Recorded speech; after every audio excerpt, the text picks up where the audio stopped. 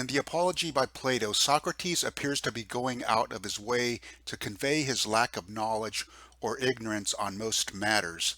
Socrates is not only aware of his own ignorance, he is also skilled in pointing out the ignorance of others, as shown in many of Plato's writings, in which he questions an individual who believes they have some kind of wisdom or knowledge on a subject. He states that what makes him better off than others is that he is aware of his ignorance. Does being aware or having an understanding of ignorance have a beneficial effect? I believe Plato has a theory that it does. In some of his writings, Plato implies that if a person knows something, they will also know the opposite of what they know.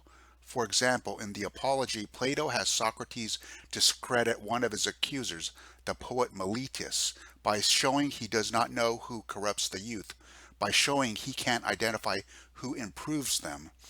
He implies that if Meletus really knows who corrupts the youth, he would also know who improves the youth, because the opposite of corrupting the youth is improving them. If you take this concept of knowing the opposite of what you know to Socrates having an understanding of ignorance, you can make the argument that if Socrates knows or understands what ignorance is, then he will also know what the opposite of ignorance is. The opposite of ignorance is knowledge. Therefore, having an understanding of ignorance would be a positive trait since it will lead you to have an understanding of what knowledge is.